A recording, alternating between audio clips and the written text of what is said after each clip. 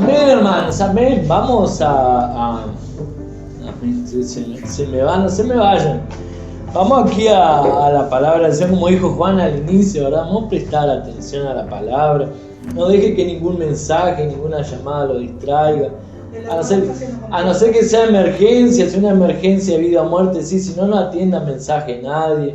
Está aquí en el Señor, este tiempo del Señor, ¿verdad? Vamos a entregárselo a Él. Y la Biblia dice, ¿verdad?, que la fe viene por el oír y el oír el mensaje del Evangelio. Hebreos dice que la fe tiene que ser acompañada, o sea, la palabra tiene que ser acompañada de fe. Entonces podemos oír la palabra y de repente no produce nada en nuestras vidas.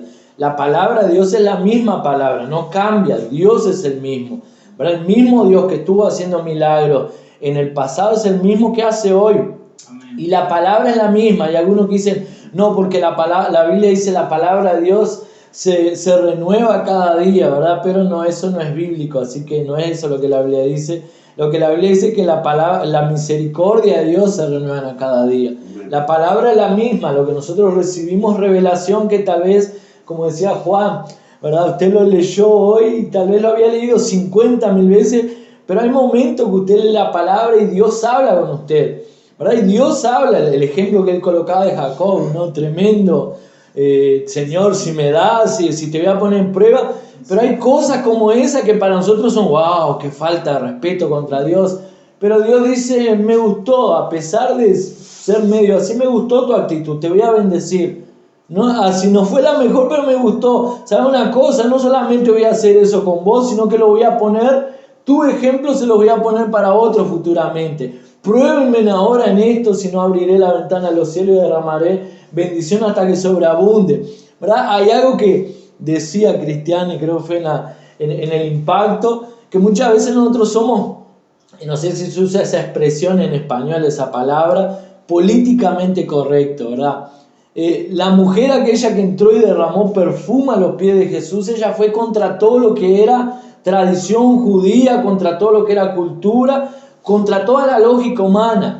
Tal vez si fuésemos nosotros, no, ¿cómo voy a entrar en la casa si se han invitado? Pero ¿cómo voy a agarrar perfume y romper un frasco de perfume y derramar en una casa que no es mía? Y van a tener que limpiar después. ¿Y cómo yo, siendo mujer, que el pelo es la gloria de la mujer, el cabello, voy a entrar y voy a secar los pies de un hombre con mis cabellos? ¿Qué van a decir? ¿Que soy qué? ¿Que soy una cualquiera? O sea, a aquella mujer no le importó ningún estatus social, no le importó lo que la gente diga, mi corazón es para Dios. Y la mujer hizo algo que para nosotros es locura, pero en la Biblia quedó como un ejemplo. Jesús dice, no, Simón, yo entré en tu casa y ni siquiera me diste un beso. Esta mujer me está besando los pies, no me está besando, los pies me está besando, que todavía entré en tu casa y no me lavaste los pies, no me diste agua para lavarme los pies. Esta mujer me lo está lavando con sus lágrimas y todavía me besa los pies. O sea, imagínate el momento. Ni siquiera me recibiste como debería recibir esta mujer. Lo que esta mujer está haciendo, ahí los otros decían, pero qué falta de consideración. Podía haberse vendido ese perfume y dado a los pobres. Y Jesús dice, no, los pobres los van a tener todos los días, pueden darle todos los días. Pero esta mujer me ungió para mi sepultura, ¿verdad? Ella me ungió porque yo voy a morir y voy a ser sepultado. Y lo que ella hizo quedará, o sea, aquella mujer entendió lo que estaba por suceder, ¿verdad? Lo que nosotros damos clase de madurez, una intuición en el espíritu. Yo estoy haciendo algo que espiritualmente estoy ungiendo el cuerpo de alguien que va a morir, como se hacía la tradición. Jesús dice, lo que esta mujer hizo va a quedar en la historia. A veces nosotros somos políticamente correctos para muchas cosas, ¿verdad? Pero muchas veces ese políticamente correcto, ¿verdad? Que no, ¿qué van a decir? No, no se puede hacer, no, ¿cómo? ¿Qué es lo que va a pensar el otro de mí? Ese políticamente correcto muchas veces impide el mover de Dios, ¿verdad? Muchas veces impide lo que Dios tiene para hacer en la vida de una persona. Y nosotros estamos paralizando eso, porque estamos más preocupados con lo que dirán, con lo que la persona va a decir y si se ofende, ¿verdad? Y si se ofende, yo hice mi parte, le voy a hablar de Dios, y si se ofende, ¿verdad? Si se ofende que le hable de Dios, que se ofenda, pero yo le voy a hablar de Dios.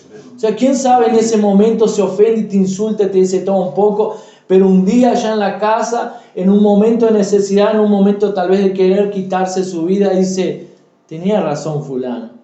Lo insulté todo, lo relajé todo, le dije todo un poco y que no quería saber nada con Dios, pero él tiene razón, voy a buscarlo y voy a buscar de Dios. Amén.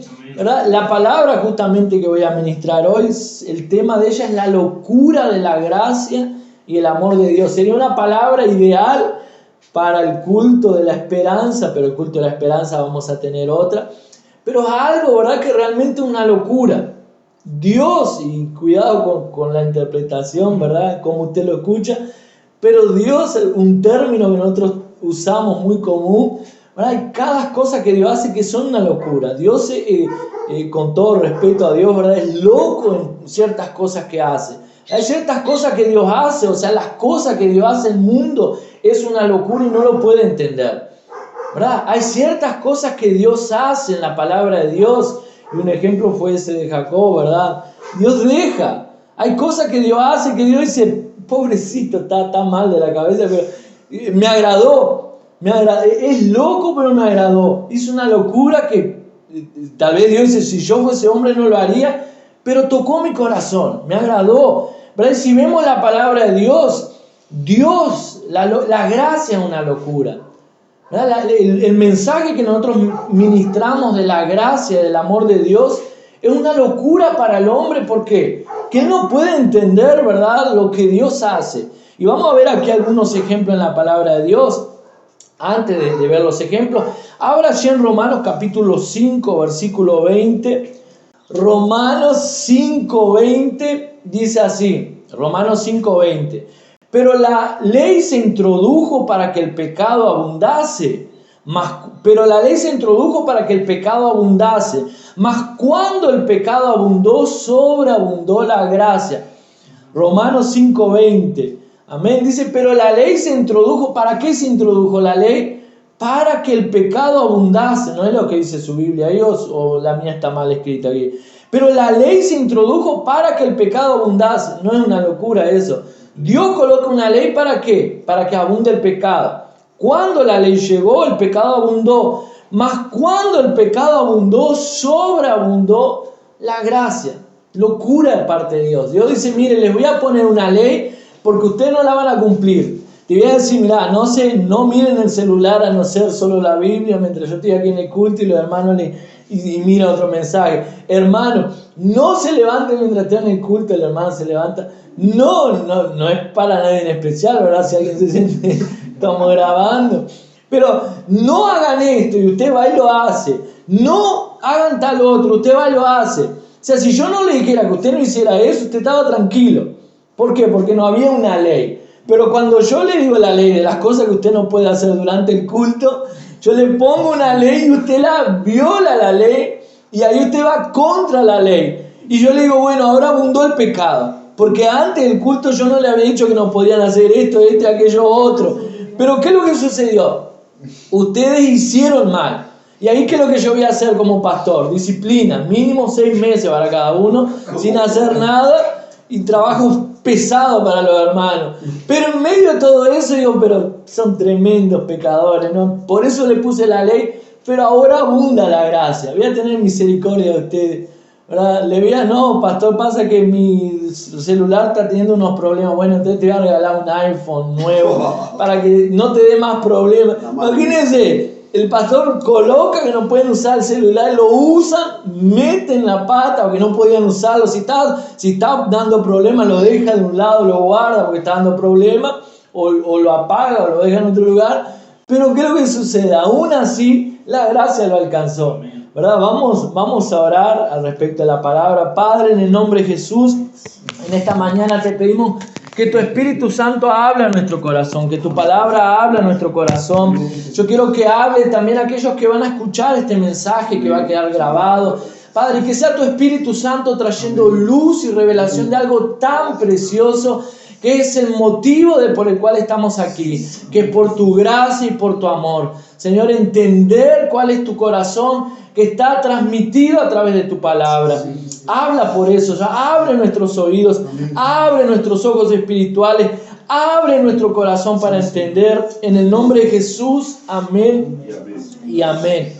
Ese versículo aquí que está en Romanos, que nosotros acabamos de leer, para los religiosos ya es una locura, ¿verdad? No estoy hablando para el impío, porque el impío, ¿verdad? El impío él tiene ciertos patrones de lo que es correcto y equivocado, ¿verdad? Y ellos no buscan a Dios, ellos saben, muchos saben que son pecadores, pero el día que usted falla, ellos también le apuntan el pecado, ¿verdad? Ellos le dicen, no, pero vos sos creyente. ¿Para qué dijiste? No podés, vos sos creyente. Eva, tomaste cerveza, pero vos no sos creyente. Tomaste vino, pero vos sos creyente. Miraste a aquella mujer que pasó, pará, vos sos creyente. O sea, los impíos tienen todo una ley, ¿verdad?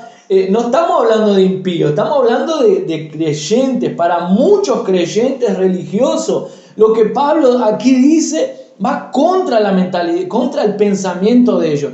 Pero ¿cómo? Dios coloca una ley. Él sabe que nosotros vamos a pecar. O sea, la ley muestra lo que nosotros vamos a hacer. Y después todavía, ¿dónde abundó el pecado, superabundó la gracia? No, está mal eso.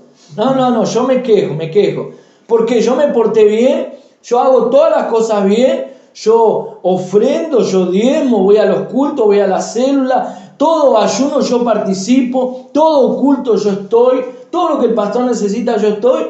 Y ahora Dios decide bendecir abundantemente al otro ya desgraciado, al otro desgraciado que no hizo nada, que no se portó bien. En este caso es agraciado. Sí, no, pero era un desgraciado. El agraciado fue después que lo alcanzó la gracia. Antes de alcanzarle la gracia era un desgraciado, ¿verdad? En la mentalidad religiosa, para que Dios me bendiga, ¿qué es lo que yo tengo que ser? Santito y buenito. Yo me tengo que comportar bien, porque si yo me comporto bien, Dios me va a bendecir, ¿verdad? Dios, ahora me dicen que el que hace todo mal, Dios lo puede bendecir, entonces voy a hacer todo mal. Bueno, haga y se va a dar mal, ¿verdad? Te haga así, ¿por qué? Porque no es porque yo hice todo mal, es porque Dios en su amor infinito, Él desea bendecir. Y Él dice, ¿dónde abundó el pecado? Superabundó la gracia. ¿Por qué? Porque hay demasiado pecado. Jesús le dice, allí justamente el ejemplo que coloqué aquí en la casa de Simón, Él dice, ¿por qué? ¿Qué es lo que sucede? ¿A quién ama más a Dios? ¿Aquel que le perdonó poco pecado o le perdonó mucho pecado? O sea, si yo me porto bien, soy buenito, y algún pecadito tengo, y vengo delante de Dios, y Dios me perdona, y me perdonó, pero no era tan malo que yo hice. Seba se portó mucho peor que yo, o sea, él sí, pero yo me porté bien. O sea, ¿qué es lo que yo siento? Dios me ama, sí, pero no me perdonó mucho. Ahora, cuando usted se mandó todas las que tenía que mandarse, yo creo que nadie hizo tanta metida de pata como usted en esta vida. Todo lo malo, todo lo peor que podía existir en este mundo, usted lo hizo. Un día llega delante de Dios, pide perdón, se arrepiente, Dios lo perdona, Dios restaura su vida, restaura su matrimonio, restaura su familia, restaura su negocio, restaura su economía. Imagínense si eso no es gracia abundante. Que naturalmente hablando, nosotros podíamos decir, no, fulminalo, que venga a los caminos del Señor, pero dale un tiro para que no se desvíe más, ¿verdad? Llegó, te perdono, sí, pero pasá aquí porque vos vas a meter la pata de nuevo. Naturalmente hablando, nosotros somos así, pero la Biblia dice que Dios da gracia abundante donde abundó el pecado, ¿verdad? Y la gracia, ¿qué significa la gracia? ¿Verdad? Según un conocido, un autor, ¿verdad?, cristiano llamado Philip Yancey, él dijo que la gracia significa que no hay nada que usted pueda hacer para que Dios lo ame más de lo que ya lo ama.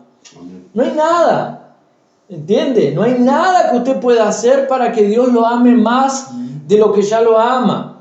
Decía el ejemplo aquí Juan, que había colocado, ¿verdad?, aquí al inicio, de que no es por lo que hagamos que Dios nos va a amar, ¿verdad?, sino que Dios ya nos ama, ¿verdad? No es porque usted haga más que Dios lo va a amar más. Algo que yo pensaba mientras hablaba Juan, sí, ¿verdad?, que nuestras actitudes para con Dios es lo que hace la diferencia. No es el amor de Dios. para con nosotros, ¿verdad? Y mientras Juan decía eso, yo me acordaba de los 3 discípulos, ¿verdad? Jesús tenía 12 discípulos, los otros 9, probablemente usted no sabe ni el nombre. Dígame los nombres de los 12 discípulos. Los 12 apóstoles, no eran cualquiera. Dígame los nombres de los 12, no sabe. Pero ¿quién es el nombre que usted conoce? Pedro, Jacobo y Juan. Pedro, Jacobo y Juan, de repente un Felipe, un Andrés, pero el que usted conoce es Pedro, Jacobo y Juan. Pedro y Jacobo y Juan estaban en todos los milagros de Jesús. Cuando tuvo que resucitar la niña allí, la hija de Jairo, ¿a quién llamó Jesús? Pedro, Jacobo y Juan. No llamó a nadie más. ¿Por qué que no llamó a nadie más? ¿Será que Jesús hacía diferencia de discípulos? ¿O será que Jesús hacía y decía lo que Juan decía? Yo soy el discípulo amado de Jesús. Yo soy el que ama más. O sea, ¿será que Jesús hacía esa diferencia o la diferencia estaba en los discípulos?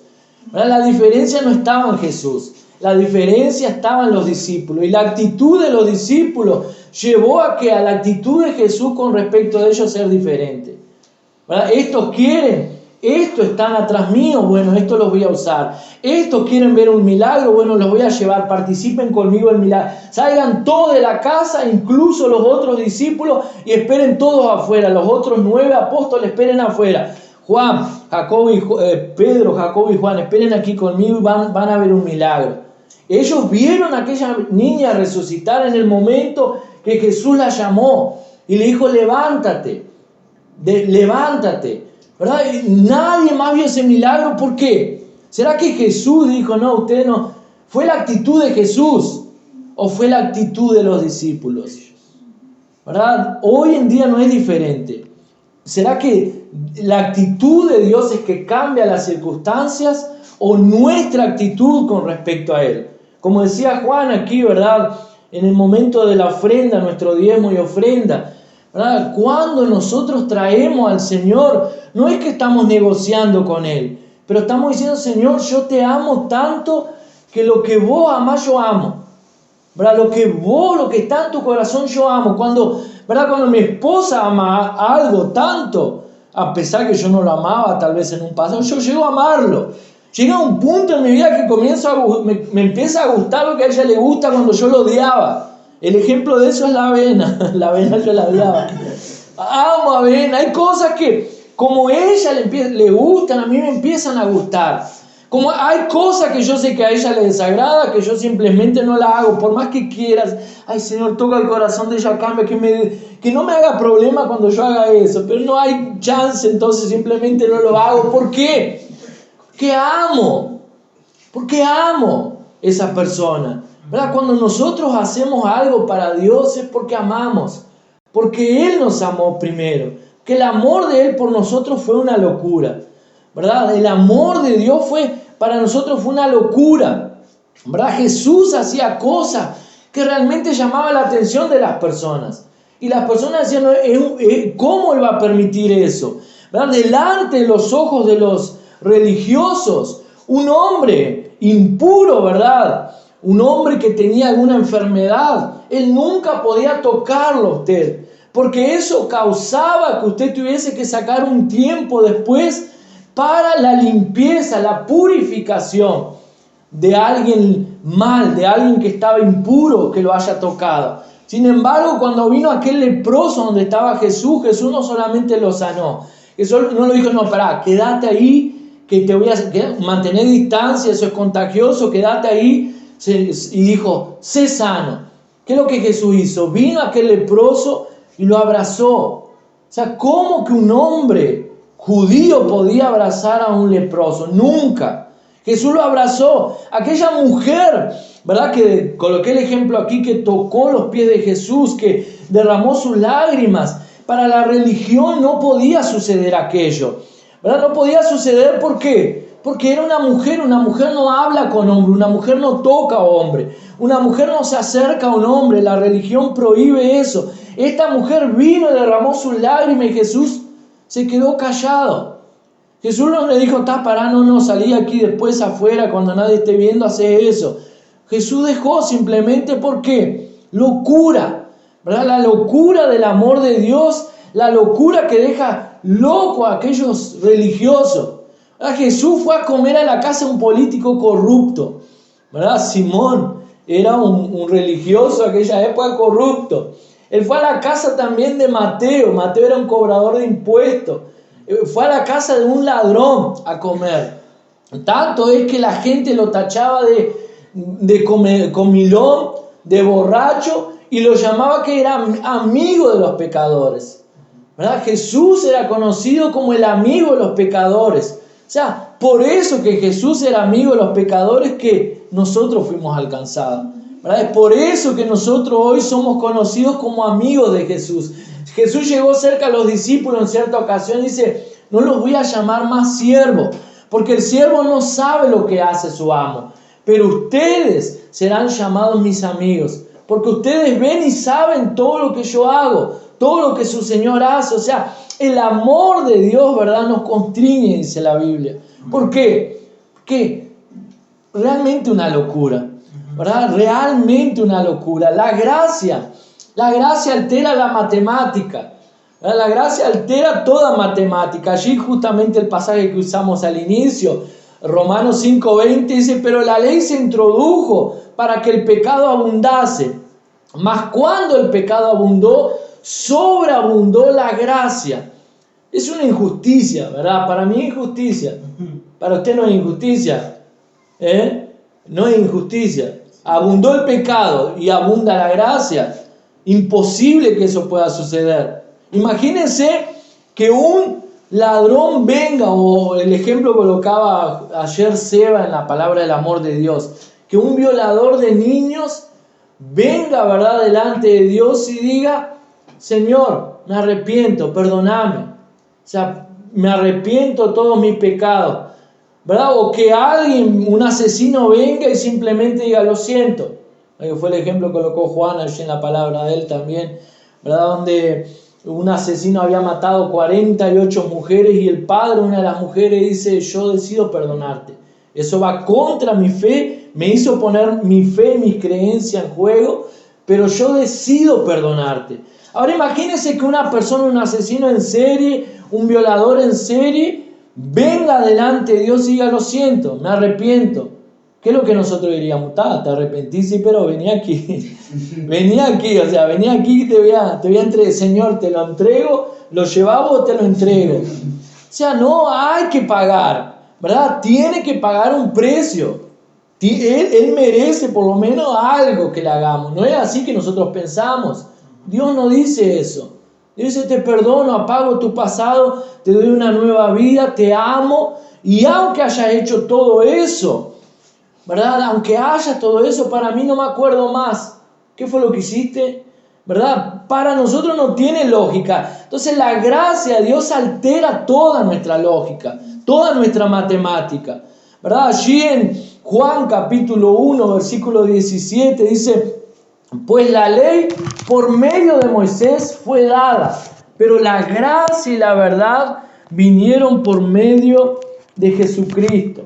La ley fue dada por Moisés. ¿Para qué? El que haga, paga. Aquí lo hizo, aquí usted lo va a pagar. Pero la gracia y la verdad vinieron por Jesucristo. ¿Por qué? Porque a través de Jesús es la gracia encarnada, ¿verdad? Jesús, Él nunca habló de la gracia. Usted no escucha ningún pasaje, ningún evangelio que Jesús hable sobre la gracia. Pero su actitud, su comportamiento era la gracia encarnada, ¿verdad? Si hubo alguien que usó gracia, fue Jesús. Cuando le trajeron a aquella prostituta delante de él para ser apedreada, porque aquella mujer, ¿verdad?, no sabemos si es prostituta, aquella mujer que fue encontrada en adulterio, y los líderes religiosos dijeron: Señor, ¿verdad?, la intención de ellos era pescarlo a Jesús, atraparlo contra su palabra. Y tal vez si fuésemos nosotros nos atraparíamos. ¿Qué respuesta le damos? Señor, la ley dice que esta mujer hay que apedrearla porque fue encontrada en adulterio, ¿verdad? Hay que apedrearla. La ley de Moisés, o sea, la ley más importante que un judío tenía. ¿Qué es lo que vos decís, Jesús? ¿Qué hacemos con ella? Imagínense, si yo digo apedréenla, que Jesús es Dios y es tan malo así. Entonces iba contra la ley. Eso era un juicio, traía un juicio. Si él dijese, perdónenla, deje que se vaya, ¿qué es lo que van a decir? Está yendo contra la ley de Moisés. Eso merece condena. ¿Por qué? Porque está violando la ley de Moisés. Entonces eso es algo serio. Dejen una para nosotros tres si quieren. ¿Qué es lo que sucede? Y ahí, entonces está violando la ley de Moisés. Justo en el momento de la palabra, me viene con una musiquita de esa. ¿Qué es lo que sucede? Sí, aquí concéntrese. ¿Qué hubiéramos dicho? ¿Qué hubiera dicho Jesús? No puede. Entonces está yendo contra. Ahí ¿qué es lo que Jesús dice? Bueno, el que no tenga pecado, que tire la primera piedra. Muchas gracias. El que no tenga pecado, que tire la primera piedra. ¿Qué es lo que hubieran dicho los líderes religiosos? Yo soy el primero en tirar la piedra. Pues la Biblia dice que uno por uno, del más viejo. Yo me imagino así, el principal de los judíos que estaba allí, que tendría como 100 años, dejó la piedra en el piso y se fue. El que era un poquito menos tiempo de haber hecho, si este tiene pecado, o sea, fue sincero, yo también. La Biblia dice que uno por uno, el más viejo al más joven, se fueron yendo, y de repente, cuando llegó, ¿verdad? Cuando llegó todos se fueron, de repente Jesús levanta la cabeza y dice, mujer, ¿dónde están los que te acusaban? No sé, se fueron. Jesús dice, yo tampoco te condeno. Vete y no peques más. Si hay alguien que hubiese podido tirar una piedra, ahí hubiera sido Jesús, ¿verdad? Y si la hubiese tirado, él tenía razón, porque él no tenía pecado. Pero vemos que Jesús realmente mostró su corazón. O sea, Jesús dice, yo no vine para condenar. Yo no vine para condenar al perdido, sino que yo vine para salvar. Yo vine para buscar lo que se ha perdido, ¿verdad? Allí en Lucas capítulo 15, versículo 1 al 7, hay una historia conocida por todos nosotros, que es la oveja perdida. Dice allí en Lucas capítulo 15, versículo 1 al 7, se acercaban a él todos los publicanos y pecadores para oírle. Y los fariseos y los escribas murmuraban diciendo, este recibe a los pecadores y come con ellos. Entonces él le refirió esta parábola diciendo, ¿qué hombre de ustedes, si tiene 100 ovejas y pierde una de ellas, no deja las 99 y va al desierto y va tras la que se ha perdido hasta hallarla? Y al hallarla, la pone gozoso sobre sus hombros, y cuando llega a casa reúne a sus amigos y vecinos y les dicen, gócense conmigo, porque he hallado mi oveja que se había perdido. Les digo que, del mismo modo, habrá más gozo en el cielo por un pecador que se arrepiente que por 99 justos que no necesitan de arrepentimiento.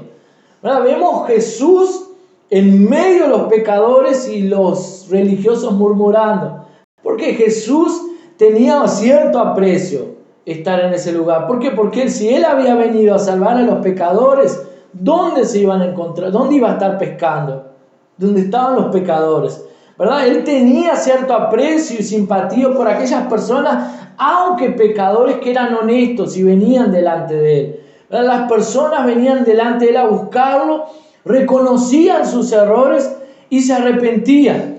¿Verdad? Aquellos fariseos, aquellos religiosos, ellos pensaban que estaban bien, ¿verdad? Ellos pensaban que ellos eran perfectos, pero en verdad ellos estaban engañándose a sí mismos y engañándose a Dios, ¿verdad? Y Jesús, vemos entonces que Él coloca un ejemplo que para nuestra cabeza, por eso decíamos que la gracia de Dios altera la matemática, para nuestra cabeza empresarial está mal. ¿Por qué? Porque vamos a pensar bien, se pierde una oveja, yo tengo 100 ovejas, se pierde una oveja. Si yo dejo las 99 aquí y voy a buscar una, puede venir un lobo, puede venir cualquier animal, un ladrón, y me roba alguna de esas 99, ¿verdad? Y por causa de una. Entonces no, mejor que se pierda una oveja, mejor que esa oveja se vaya, porque por lo menos tengo 99 ovejas. ¿Verdad? Lógicamente hablando, para nuestra cabeza no hace sentido.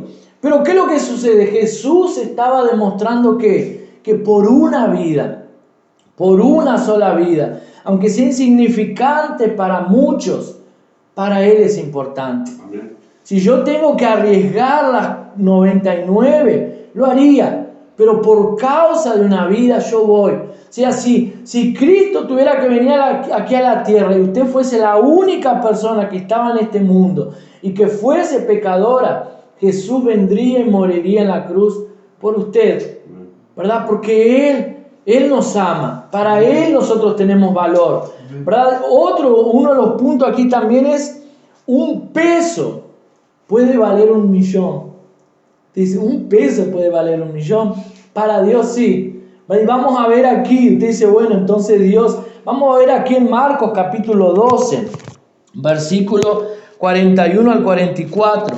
Dice así, Marcos 12, 41 al 44. Yo creo que no puse la grabadora, ¿podés creer? No la puse.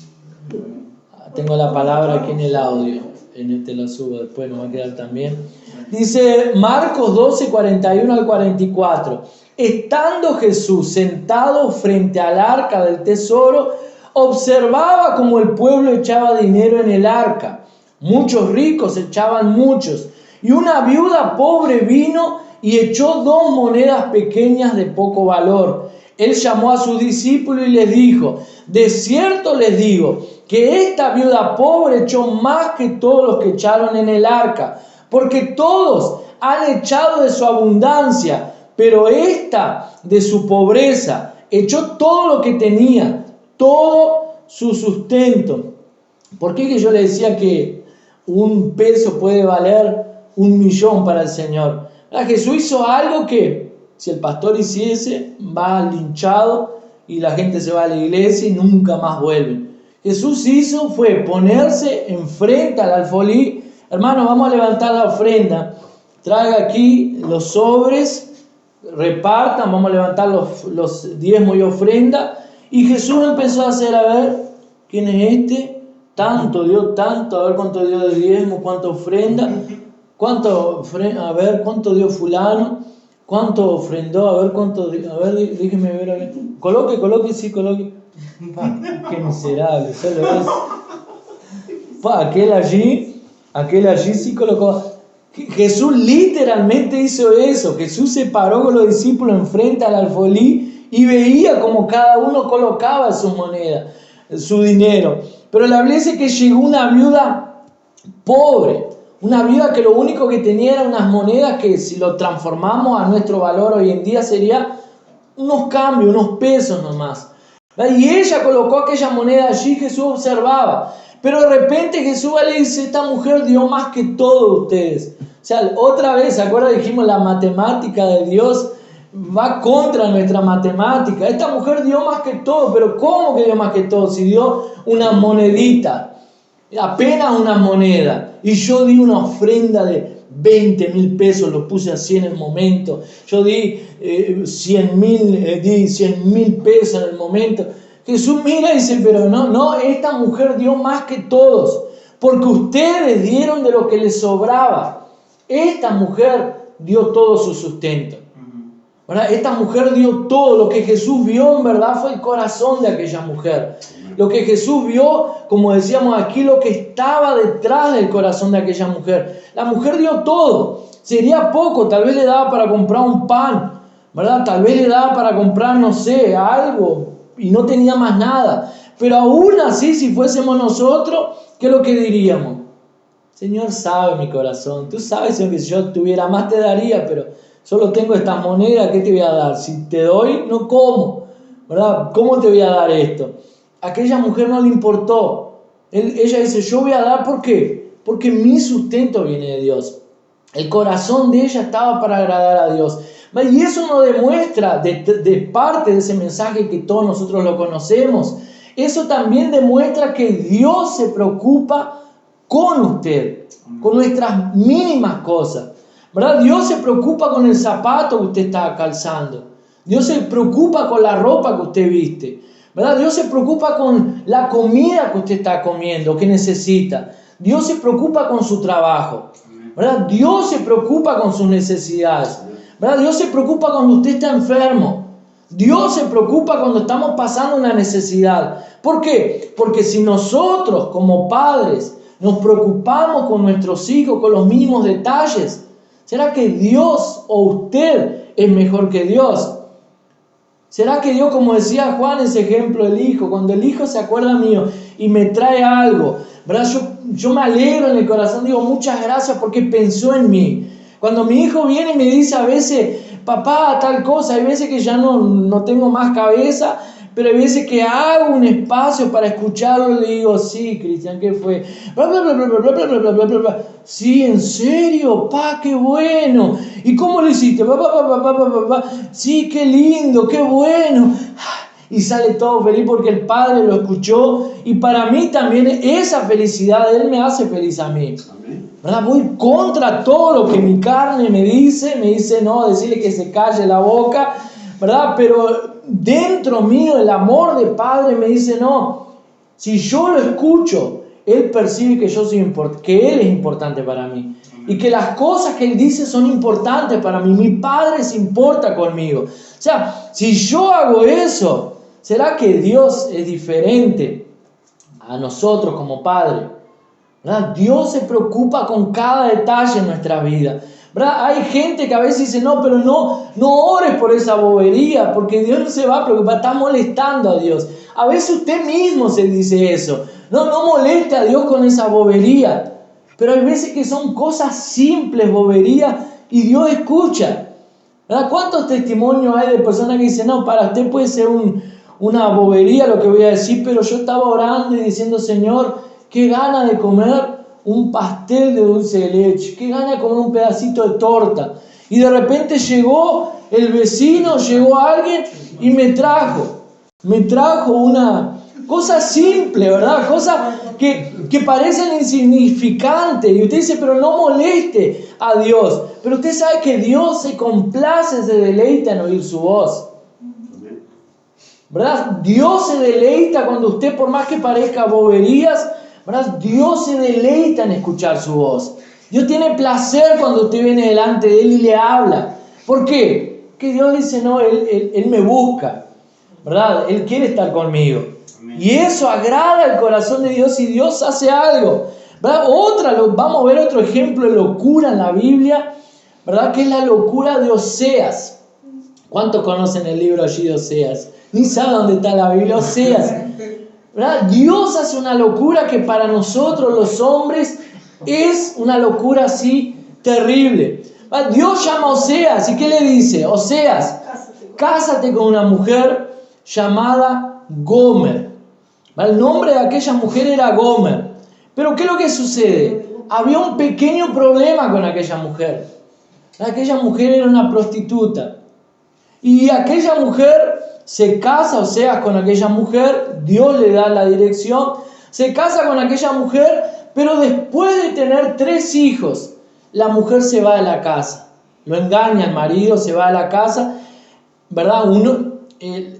Tanto un hombre como una mujer, ser engañado es duro, ¿verdad? Pero parece que en la cabeza de los seres humanos, de la sociedad, es más difícil entender que una mujer engañe a un hombre, ¿verdad? Y el hombre es más orgulloso muchas veces que la mujer, más duro, que parece que el dolor es más de un hombre ser engañado por una mujer que el hombre a veces engañar a la mujer. O sea, los dos pecados son malos, son terribles, pero el dolor de un engaño y una traición es terrible, ¿verdad? Dios le dijo que se casara con aquella mujer. Después que tuvo 3 hijos, la mujer decide irse. Pero lo terrible de todo esto es que no se fue con otro hombre o atrás de otro hombre.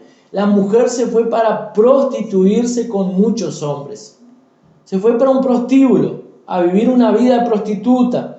¿Qué es lo que hace Dios? Le dice Oseas, ve y trae tu mujer nuevamente para tu casa. Ve a buscar a tu mujer. Imagínese usted como hombre tener que ir a buscar a su mujer a un prostíbulo, donde toda la ciudad chica, donde toda la ciudad conoce que su mujer es una prostituta, que todos los hombres de la ciudad fueron a aquel lugar. Imagínense la vergüenza de usted tener que ir a aquel lugar. Imagínense lo que las personas pueden decir. Tal vez hablen mal de la mujer, pero tal vez hablen mucho más mal del hombre. Es un sinvergüenza. Pues cómo después que esa mujer le hizo todo eso, cómo que él va a aceptar eso, ¿verdad? Cómo le gusta, es mala gente, ¿verdad? Con 3 hijos, ¿cómo va a soportar todo eso? ¿Verdad? Pero ¿qué es lo que hizo aquel hombre? Oseas fue, y después de todo eso, ¿qué es lo que sucede? Dios le dice allí a Oseas, esa mujer son ustedes. O sea, esa mujer, tu mujer, es el pueblo de Israel, es la nación de Israel. Tú, yo soy tú. Esa actitud que tuviste es la misma que yo tengo con ustedes. Ustedes se fueron, se prostituyeron, ¿verdad? Tuvieron apartados de mí, pero aún así en medio de todas esas circunstancias, yo los amé. Y aún en medio de todas esas circunstancias, yo los perdoné. Yo tuve misericordia a ustedes, yo los espero de brazos abiertos. Ilógico, ¿verdad? Ilógico, la locura, Oseas era una locura. ¿Cómo que va a traer la mujer después de lo que hizo con él? Dios es así con nosotros. Dios nos perdona, nos ama, ¿verdad? Y escuché un testimonio también así poderoso, una joven, ¿verdad? Una joven que cuando tenía sus 15 años por ahí, ella dice: me cansé de esta vida de creyente, hija de creyentes evangélicos, sus padres eran cristianos, y esta joven dice: me cansé de esta vida de religioso, iglesia, papá, yo soy joven, yo no aguanto más esto, aquí no quiero más el que me obliguen a ir a iglesia, nada de eso, me voy de la casa. Y esa joven se fue y conoció un hombre que tenía tremendo auto, caro, lujoso, y decidió irse a vivir con aquel hombre. Siendo joven, se fue de la casa, se fue 1000 kilómetros de distancia donde la ciudad que vivían los padres no la encontraron más, perdieron el rastro de ella, y ella estaba viviendo con aquel hombre, solo que aquel hombre la comenzó a prostituirla, la comenzó a usar como un instrumento para prostituirla y hacer dinero con él. Pasaron los años fueron pasando, la mujer entró en la vida de las drogas, vicios, prostitución, ¿verdad? Al punto de que ya la vida de ella no valía nada. Y es muy común en los Estados Unidos poner a veces en las cajas de la leche fotos, ¿verdad? De gente que desapareció, niños, adolescentes que desaparecieron. Y un día ella iba pasando por un supermercado y vio la foto de ella. Solo que era la foto de muchos años atrás. Era la foto que los padres habían puesto, una niña arreglada, linda, ¿verdad? Criada en un ambiente, una familia cristiana. Y después ella toda maquillada, despeinada, los pelos de cualquier manera, mal arreglada. ¿Verdad? No parecía, se miraba al espejo y no parecía nada con aquella niña que estaba en aquella foto. Y eso, ¿verdad? Y todas las circunstancias y esa vida que ella estaba viendo le producía más odio, rabia. Ella era aquella, estaba con rabia del mundo, rabia de las personas, rabia de los padres, rabia de todo el mundo. Y un día dice el testimonio de esta muchacha, que un día se contrajo una enfermedad, ¿verdad? Una enfermedad que esa enfermedad la iba a matar, ¿verdad? A través de toda esa vida que vivía, drogas, prostitución, contrajo una enfermedad y esa enfermedad la iba a matar. ¿Y qué es lo que ella dice? Parecía el hijo pródigo. Ella decidió volver a la casa de los padres. Dice, bueno, porque ese hombre la abandonó. Después que ya no valía nada, estaba enferma, drogada, no valía nada, estaba esquelética. El hombre la abandonó y ella dice, voy a volver a la casa de mis padres. ¿Ahí qué hizo? Le mandó un mensaje, llamó a la casa de los padres, cayó en la secretaria, ¿verdad? Cayó en la maquinita allí. Y ella dice, voy a volver para casa si ustedes aún me perdonan, si ustedes me permiten volver a casa, yo voy a volver. Estaré llegando tal horario en la terminal. Y ella dice, bueno, si mis padres me perdonan, yo volveré. Y la señal es que ellos van a ir a aquella terminal y me van a esperar. ella dice, bueno, voy. Y durante todo el transcurso ella fue pensando, ¿qué le voy a decir?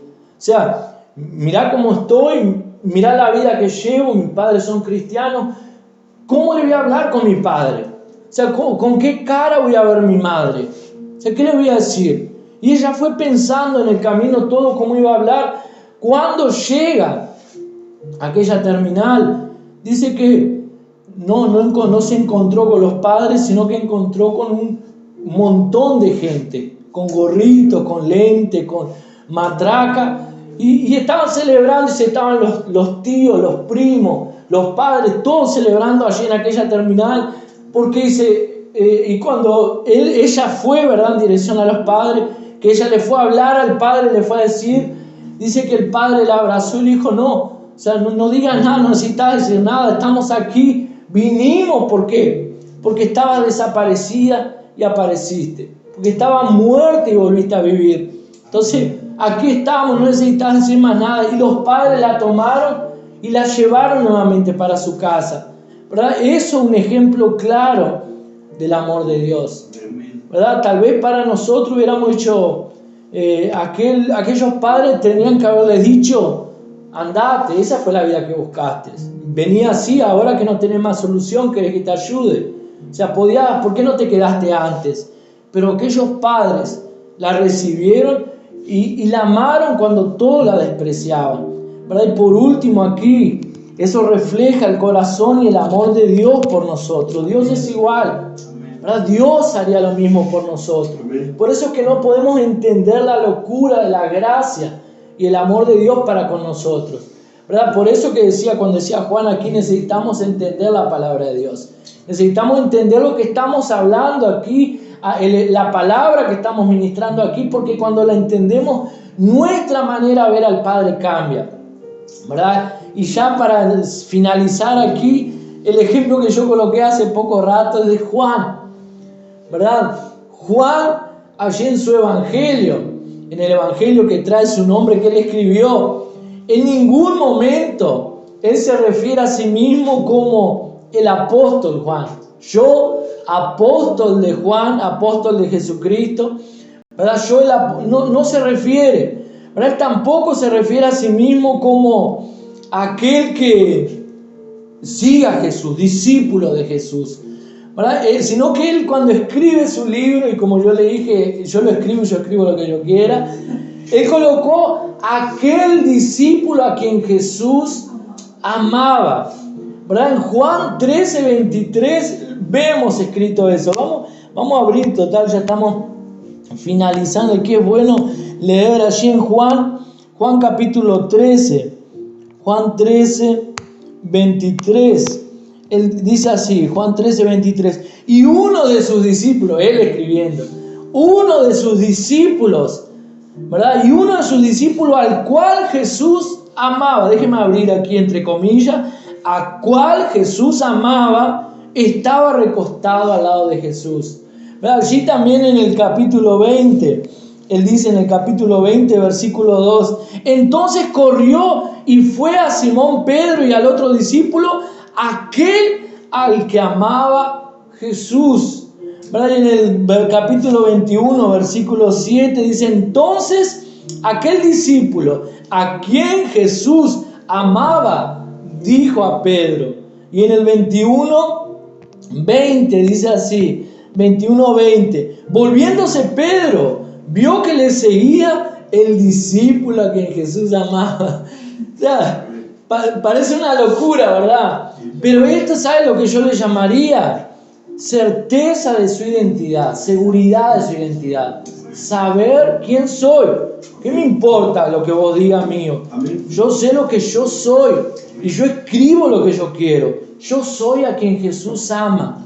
No importa, vos sos amado también, pero yo soy a quien Jesús ama, ¿verdad? Cuando usted sabe que es amado, cuando usted sabe que alguien lo ama incondicionalmente, cuando usted sabe que alguien lo ama con todo su corazón, ¿sabe cuál va a ser su actitud? Amar. Amén. ¿Verdad? Cuando alguien me ama tanto que me constriñe, dice la Biblia, el amor de Dios nos constriñe, nos ama tanto que, ¿qué voy a hacer? ¿verdad? Tengo que amar, ¿por qué? Porque me ama tanto que no puedo resistir ese amor, ¿verdad? Me ama tanto. Imagínense, es como aquel amor romántico, ¿verdad? Aquel amor romántico de que paso toda la noche pensando en ella. Mañana la voy a ver. Mañana voy a ir a la casa de ella a verla. Ay, fulano, fulanita, porque fulanita me dijo, fulanito me dijo, papá. Para un poco, habla de otra cosa, vamos a hablar de otra. No podés hablar de otra. Ay, pasa que está en mi corazón, ¿verdad? Pasa toda la noche pensando en mí, soñando en mí, ¿verdad? Es él, es mi amor, el amor de mi vida, ¿verdad? Es ella, el amor de mí. Estoy locamente enamorado porque me ama. No hago otra cosa que pensar en ello. Es el amor de Dios por usted, ¿verdad? Es el amor de Dios por nosotros. Y lo bueno de ese amor es que Él nunca pasa, nunca deja de ser. Ese amor es lo unánimo. No importa lo que hagamos, Él nos sigue amando. El amor de Él no cambia, ¿verdad? Necesitamos tener esa convicción de que somos amados independientemente de nuestros errores. Colóquese en pie.